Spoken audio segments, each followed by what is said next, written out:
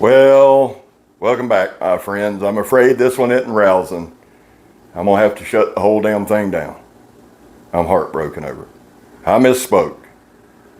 And what's a man got if he don't have what he says? I don't think that's the way the saying goes, and I'm just kidding. Welcome back, my friends, to another rousing rendition of Choir Boys Outdoors. I did misspeak, want to fix it. I'm that kind of guy. I'm really a good guy, okay? Just want to throw that out there.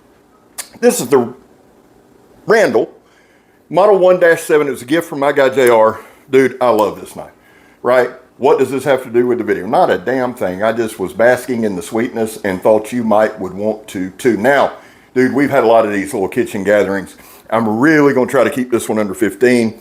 And then tomorrow morning, let me show you what we're reviewing. This is going to be my first, if you're new to the channel, we do this some, but basically our channel is based on use and demonstrations. So tomorrow morning, about 6 o'clock, I'm going to fire up on the dagger, the Verone. Can't wait. This one's from Rusty Knife Lover. I'm going to do the Verone.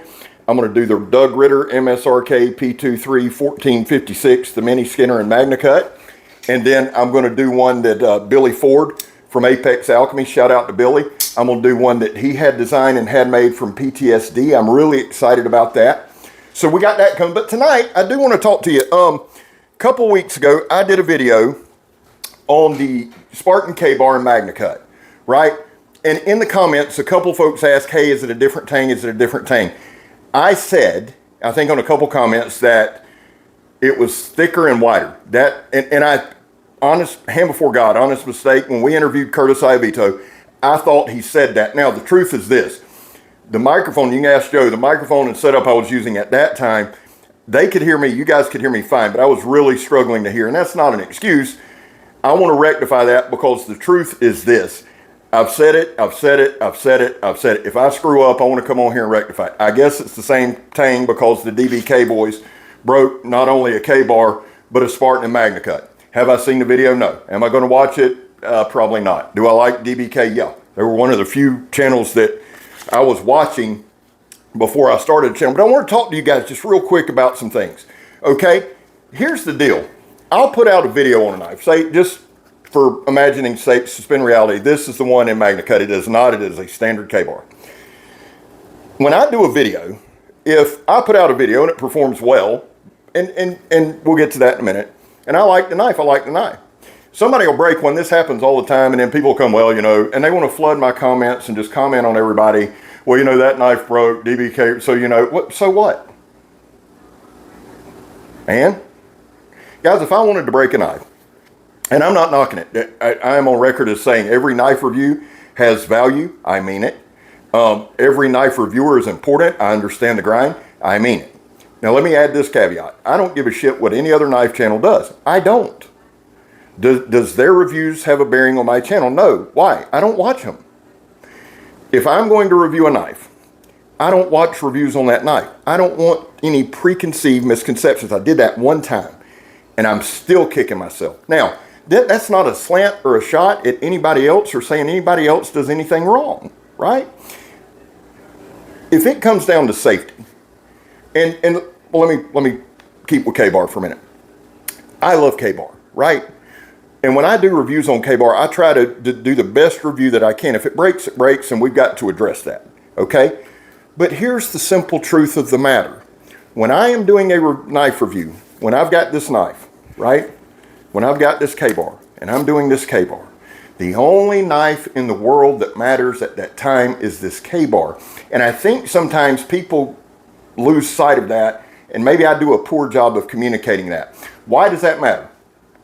If you'll notice on my videos, when we focus on a brand, we don't bring other brands in, right? I focus on that brand. What I'm trying to do is when I give you a knife demonstration, okay, again, I'm not a knife reviewer. I wouldn't make a good one, just being honest. I'm not. I want to focus on this knife as if it's the only knife in the world. That's why I don't do comparisons during these videos and anything like that. Does that mean I think this is the all-time greatest bush knife, fighting knife, hunting knife? No.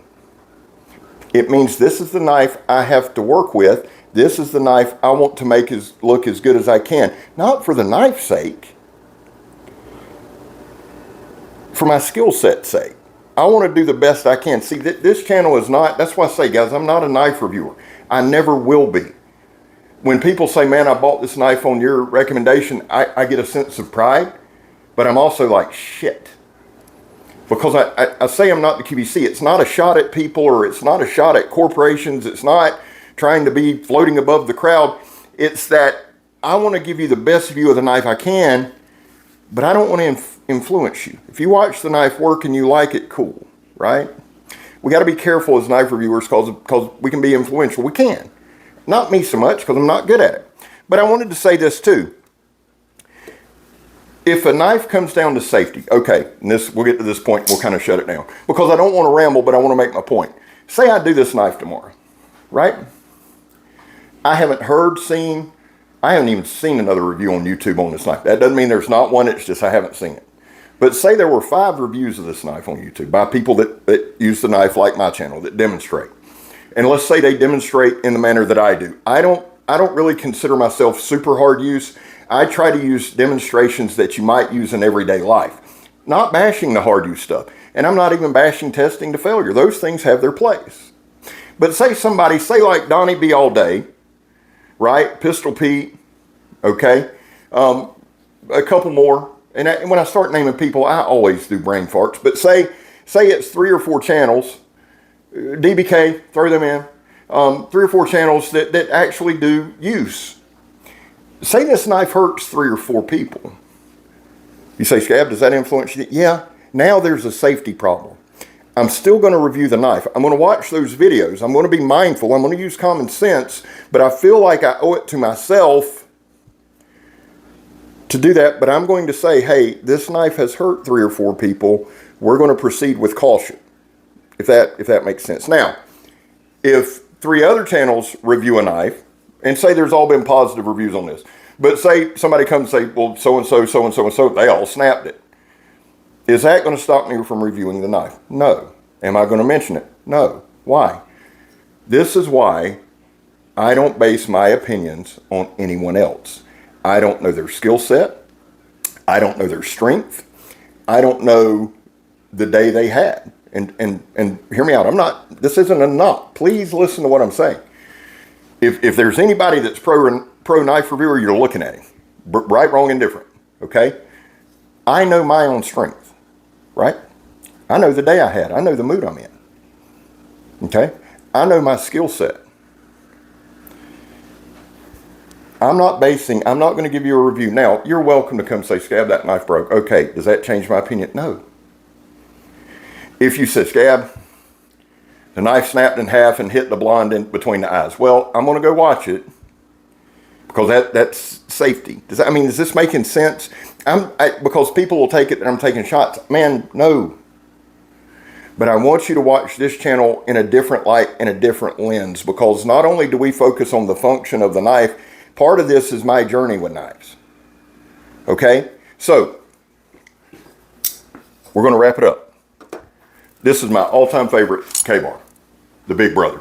Now, K-bar has the Becker line and all that. Here's the thing, guys.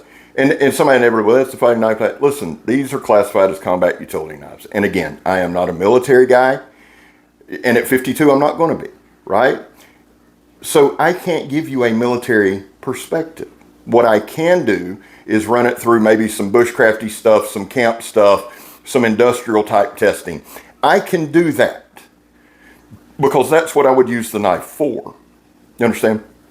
Now, if it fails, we got to show it. There's an obligation there, right? But if the knife performs well, I can't knock it. That's not fair to you as the consumer. It's not fair to the knife, and it's not fair to me. See, we talk about integrity and telling the truth and being painfully honest and all that matters.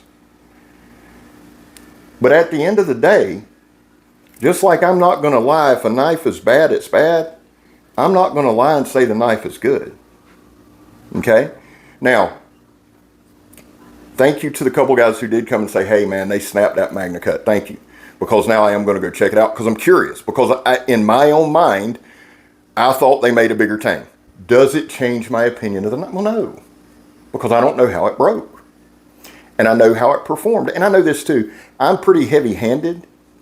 And if I can take a knife, when I take a knife, even Bill Harsey, when I was talking to Mr. Bill a couple weeks ago, Bill said, man, you've got really good grip strength. He said, I get a little worried sometimes when you stab in that tire, but you've got good grip strength. Why does that matter in this context? Because I know when I'm hitting that tire with this knife, I know what force I'm hitting it at, right? And if I hit it wrong, if it snaps, if I'm hitting it at a correct angle and it snaps, that's the knife's fault. If I go at some kind of dumbass angle with a psycho and it breaks, well, so there's a lot of factors. I appreciate you guys being patient. Man, I know this is kind of an odd one, and I know we need to get back to knife reviews, but I did want to cover that because as we grow and as we go, I want to make sure everybody understands because we're about to go, man. We're about to blow. We're about to take off. And to everybody in the choir, I am putting the footage together. I am so sorry. I really wanted this Patreon thing to be special, and I'm falling behind, and I apologize to you in Patreon and YouTube memberships, but believe me, I'm working hard to get that up. I'll have another one this weekend. That being said, mad respect, mad love to every single person who gets out there and gets in front of a camera with a knife, because, man, we get hit like fish in a barrel by people. We really do. So anybody that does this, that's why y'all don't hear me taking shots. That's why you don't hear me bashing people. That's why you don't hear me calling people out. I don't do that, man. I know what it is to turn on this camera, have this eye's wop-eyed, one ear's lower than the other. I'm missing most of my teeth and I'm fat. Okay? I know my shortcomings. I hear them daily. So there's no way. And please, I hope if you made it to this point, and only the people that really give a shit are going to make it to this point. I guarantee you somebody got mad in the first 2 minutes. And they're gone. And that's fine. Listen, let's have a great weekend. Love y'all. Let's get with it. Let's get on these knife reviews. K-Bar. Hey, here's a question in the comments. We'll know who watched all the way through. Don't forget too, now we're raising money for Donnie. Big announcement on that this weekend. Got to talk to Joseph first. Would you rely on this knife? The big brother. No right, no wrong answer. Would you rely? No, screw that. No, let's don't do that. Let's make it interesting. Is this a knife you would take camping? Would you rely on this for a camping trip, a weekend camping trip? Answer in the comments. Love y'all. I'm Scab. You're not. Let's have a weekend, son. I'm gone.